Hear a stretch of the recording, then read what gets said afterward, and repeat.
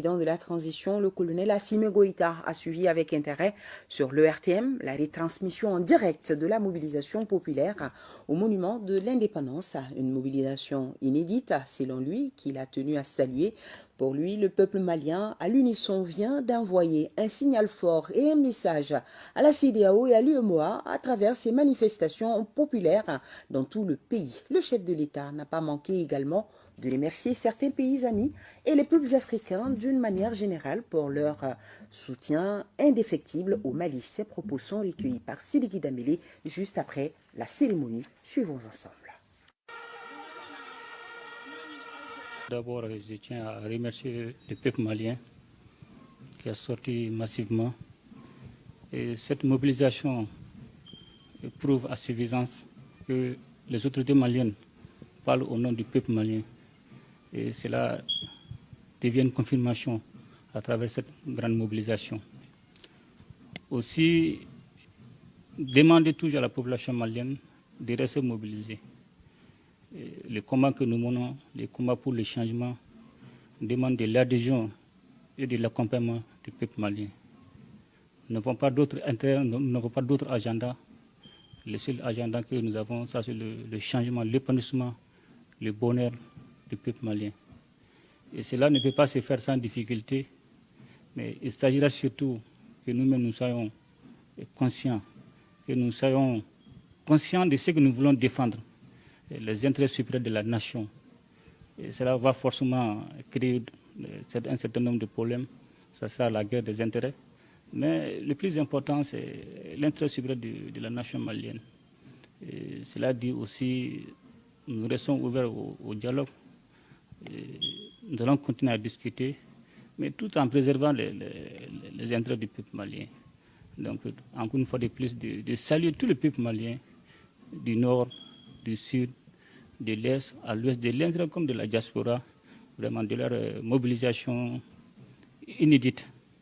Vraiment, on ne peut que les remercier encore de soutenir les autorités de la transition. On en a besoin. Vous avez un message fort aujourd'hui pour nos partenaires de la CEDEAO et de l'UEMOA à travers cette mobilisation populaire. Ce sera lequel?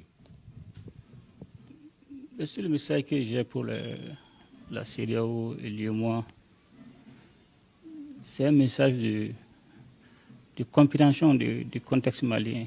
Aujourd'hui, nous sommes là parce que jusqu'à présent, un certain nombre de mots n'ont pas été traités.